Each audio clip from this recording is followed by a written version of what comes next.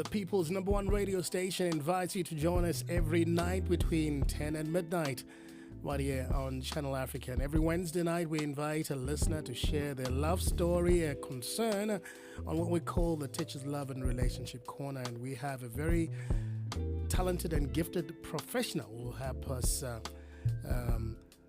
come up with the right kind of response. And that individual is here every Wednesday. His name is Dr. Nicholas Neaves.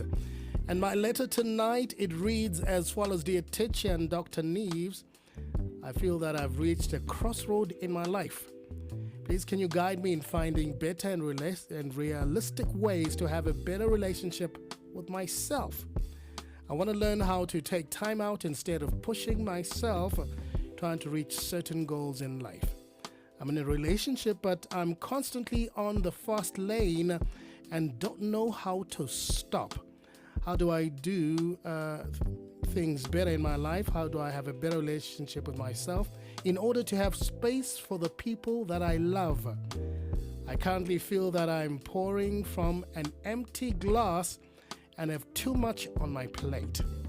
I just feel that I have nothing to give anymore, especially to myself. Please help me out. Much appreciated. Kind regards, Anonymous. Dr. Neaves, good evening. How are you doing tonight? Good evening, everybody. Yes, thanks for having me again. And it sounds like our Anonymous there has got great awareness that the cup is full and there's not much left there for anything else other than perhaps now finding a relationship with themselves. And it's just not as easy actually doing it, right? It's one thing knowing these things, but it's another thing actually doing that. And what I'm hearing here is that, again, we are all human. We only have so much time and so much energy per day. And it's really about having a good reality check and actually, being humble and realizing, what are my priorities? It would seem like maybe I've got too many things on the go at one time, and I have to get my priority list actually out there and quite accurate. And so I can then dedicate my time and my energy to the things that are most important on that list and not to everything, right? Otherwise, I'll dilute myself. I won't be present. People will pick that up. I'll feel guilty that I'm not giving enough to other people. And so we have to be able to realize what is it that we are having as a priority and start to set boundaries around that. And that would start to really include self-care and time with the self. And it's a self-compassion and a gentleness for what's happening inside you. And I like to use the analogy of almost turning your eyes from the outside inside and actually starting to look and see what is going on inside me. And the first starting point that I love telling people to do is, can you start to recognize the things that you love about yourself? Get a pen and paper out and actually start writing down, I love that I had the courage to write this letter to Tich and to Dr. Neaves. Put that down there. I love that I am wanting to improve my relationships. Put that down there. And start to list all those things, right? That's a good starting point, because what that does is it helps you start to actually recognize that you have value and you have worth, because you're seeing the things that you love about yourself. It's a self-acknowledgement. It's not a selfishness. It's a healthy self-regard for oneself. And that's very important. And often, there's a lot of people out there that would be giving a lot, but only getting half of that back, let's say. And so people have to learn to be able to give and get in almost an equal way. And we can only learn to receive and get things in life if we're feeling valuable and worthy enough of receiving that.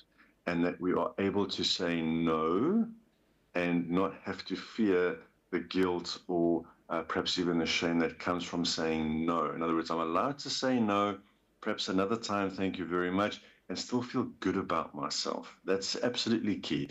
And so that relationship starts by identifying the things that you love about yourself. Really start to put those on a page, because there it is, black and white. You can read it again. Next time you're feeling like you're overwhelmed and you're overburdened, just go back to that list and see, wow, look here, I've got a whole page of ways that I really love myself. You know what?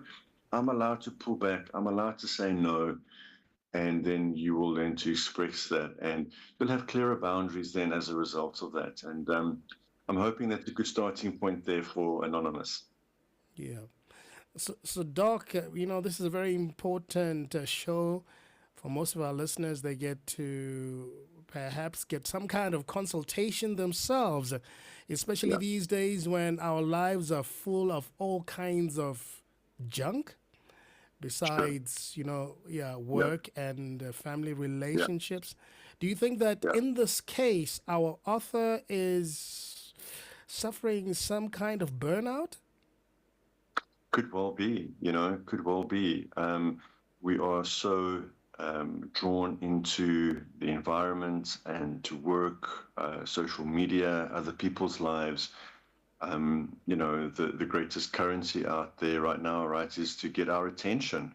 And it's to get our attention away from ourselves and outside into something else that could potentially be in and around perhaps money, let's say, right? A money Mm, making sort of vehicle there. And so if we can put our focus and attention there, then it gives that person the power to generate energy and potentially money. And so it's not always the case that the world is set up at this moment to be there for the individual and to help you feel good and great. So we have to take charge of our own lives and recognize where we are being drained and where we spend time and energy and try as best as we can to put things into self-care, recharging our batteries, realizing again that we can only do so much in a day and almost see it like a cell phone battery that's actually busy depleting all the way down to like 5%, right? And then you would normally go and plug your phone into the wall and get that battery charging. As an individual, you need to know, what does it look like to put that charge in? Where do I charge? Is it a walk? Is it music? Do I do I perhaps have a nice long bath at the end of the day? Whatever it is for you, we need to have those things that we can go to replenish and recharge on a daily basis. If we all are waiting for the weekend or we all are waiting for that holiday, sometimes that's a little too far. And so, yes, our nervous systems suffer, we burn out, and we live that way. And then, of course, our relationships suffer because now we aren't as available. We're living from a survival mindset, a burnt out mindset. And so relationships definitely suffer. Some people find it very difficult to say no, Dr. Neves. So, whenever they're asked to do something, they'll naturally Yeah, say yes. Do you think that right. this guy is taking on too much in his life? He's a yes Yeah, kind of person? it certainly sounds that way. And we have to ask, why is that the case? Why do we struggle to say no? And it's often because we also don't quite know as an individual what it is that we need ourselves and what we want. And so we often, are also taught to grow up and focus on other people's needs and wants. So we're very other focused and we're not always very self focused. And that's, often to do with upbringings and environments where we're taught to look outside and take care of others first before ourselves, right? Like we have to remain humble and kind and generous, and all of that sort of programming that we brought up with um, can certainly lead to absolutely being kind and generous, but we have to be able to complete that cycle by realizing if we give energy out, we need to get energy back in again. We have to be able to recharge. And it also ties in with self-esteem, guys. Self-esteem is very important. In other words, if I have a high self-esteem, in other words, I love myself, I like myself, I therefore allow myself to say no, as I was saying earlier, and doesn't have to be an absolute black and white sort of boundary, but it can be not right now, thank you, but I'll contact you in 2 hours, or I'll get back at you at lunchtime, but right now I am busy. And so we can always allow the person we're speaking to the grace of knowing that we can't do things right now, but certainly in a little while we can get back to them. And so communication becomes an absolute key when it comes to being able to manage your energy and recharge yourself so that you can let other people know where you are and what's happening so that they don't panic and get fearful and start to maybe complain or manipulate or become angry with you, because then that just compounds everything, right? So the better we communicate about what we're doing, the better. Even if it's just saying, if it's a mom out there, hey guys, I'm going to spend 10 extra minutes in the bath tonight. Please don't knock on the door. Mom's just going to have another 10 minutes, but I'll be out in 10 minutes, right? Perfect, right? Then it's communicated and everybody can leave mom alone in the bath. She gets her 10 minutes because she's actually asked for that. And it's a small amount of time. It's not the whole day. And so that's definitely a workable solution, and is to communicate, yeah.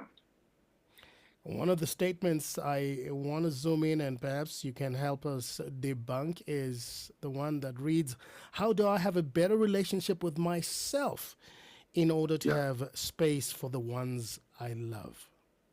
Yeah.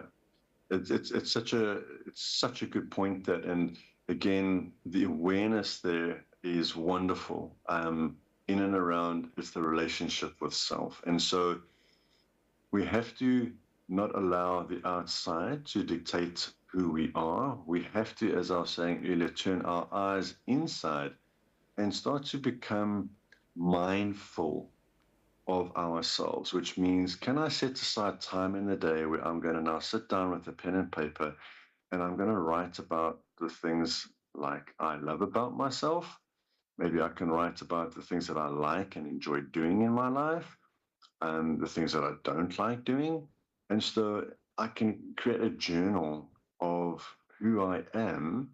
And it's important to also understand what you value. And I often ask that question by saying, if everything was in your life that you love and you own is now put into a house, and that house gets set on fire and it's burning down, and you can only go in there and rescue 4 things. What are those 4 things going to be that you can go in there and rescue? I know for myself, it's going to be my children, then it's definitely going to be my work, then it's my family, and it's my friends. Those 4 things are very important to me. And so everybody can identify that by asking good quality questions like that. Someone else would ask maybe, if everything was on a sinking ship, what would I go and rescue? It just helps you get that priority list out there, and it shows you that it's these 4 things more than anything else that are important to me. Sure, there could be 1,000 things on your list, but it's really the top 4 things where your time and your energy is most focused. And it's important to know what that is so that you can dedicate your time and energy and also resources to those 4 things. That keeps you laser focused, and it keeps you very much on purpose to serve the things that really give you lots of energy. And so it's very rewarding also. And so there's the closing of the cycle is, as you give, you get the reward back by getting more of those things on your list than what you would down at the bottom of the list there, where it's not so as important. And this is the way we start to actually manage our day-to-day sort of energy, is be more aware of your priorities, your values, and also your self-love. Now, Doc, in 24 hours, how much selfish time must you give yourself? It's a great question. Some people would argue that there's a lot of us who have all 24 hours to be in a selfish mode. We're often thinking about ourselves and doing things for ourselves in maybe not such a healthy way, right? Where we're a little bit in a power dynamic where we want, and so you see that a lot out there in the world at the moment. There's a lot of these, we call it pro-self behaviors, where we're not seeing the generosity, we're not seeing the kindness, we're not seeing people walk each other across the street anymore, right? We jump in the queue ahead of everybody else. So some would argue that there's a lot of selfishness out there at the moment, but I would say healthy self-care, again, is going to come down to the individual. But generally, I like to start my day having some alone time, maybe 30 minutes where I can sit and I can journal. I personally like to pray. I get in touch there with God, and I say my prayers to bless my children. And that is a good start for me, 30 minutes at the beginning of the day. At the end of the Mm. day, I again like to include another 30 minutes plus minus just to end off my day for me. So that's 30 minutes and 30 minutes. So it's an hour for myself. I think for a very busy person, that would be a good starting point. Can they find an hour, split it up into two parts, a morning and an evening part, to check in with themselves, the beginning of the day and the end of the day? So we start on a good foot and we end the day by also checking in with ourselves and almost closing the chapters of the day and then being able to rest again. I would say that's a good way of perhaps approaching it. Yeah. Doc, one of the most interesting things that has messed our lives up is the cell phone. When is it good for you to switch it off when you get home, put it aside, and then only pick it up the next day? Yeah, well, with the Soccer World Cup on at the moment, it's hard to get away True. from the devices and things like that, and sports, etc. Look, I think it's one of the major factors that is interrupting relationships at the moment. Even if you're sitting at the table and you've got your cell phone, on the table there, people can pick up that, you at any second can pick that phone up and go into your phone, and therefore you lose Mm. presence with us here around the table. And so people can pick up when you're not really there and you're more interested in what the device has to offer, right? And so it impacts relationships. We're all sensitive to that. Imagine going on a date with a lovely lady and then she keeps her phone out on the table and then somebody texts her and she picks it up. I mean, Yeah. it's very impersonal and a little bit rude, actually, right? And so we certainly have to have cell phone free zones in the house, Mm. perhaps, or times. I certainly, with my family, around dinner time, everything gets switched off and it's time for the family to connect. We say grace and we connect around the table.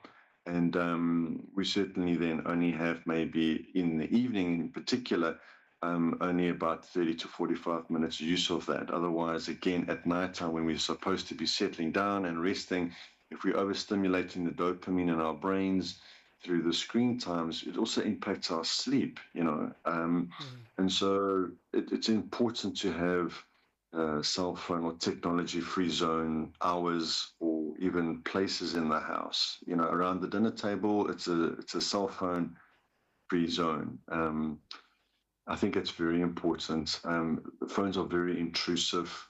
They're very impersonal, and sadly, they're very private, and that's a big problem. People, are keeping a lot on their phones, a little secret these days. Also, there's Yeah. passcodes and all these different things, and so we live a whole other reality through those devices, Mm. and it can hurt the partner. Mm. And I believe if you're going to use cell phones as best you can, be completely transparent and allow your partner to have all the passcodes, etc. If you're in a romantic dynamic, in a committed relationship, that should be a transparent zone. Lots of people argue with me there, but I believe it has to be transparent. Any text or message or website that you're busy browsing that you keep secret is going to become a big thorn in the side of your relationship. And so that Indeed. really Mm. needs to be a sensitive issue and managed properly. Yeah. No, thank you so much. Doc, unfortunately, we're running out of time, and Uh, your consultations don't only help the authors, but some of our listeners as well, who may be experiencing similar situations. As the parting shot, to wrap up this conversation, what do you have to say to the author? yeah, focus 10 minutes on looking inside and acknowledging yourself and try and get your voice to be gentle and kind, compassionate towards yourself, and certainly start to ask, what is it that I love about myself? And try and get to 100 ways that you love yourself. That's a very powerful mind shift and transition, and you'll find that you'll be able to actually exert better boundaries and have more time for not only yourself, but other people, but the people that really matter. All right, that's Dr. Nicholas Neaves. He'll be back again next week, same time, Wednesday, with another installment of the Love and Relationship Corner. Thank you, Doc. Thanks. Good night. Bye. This is African Diaries.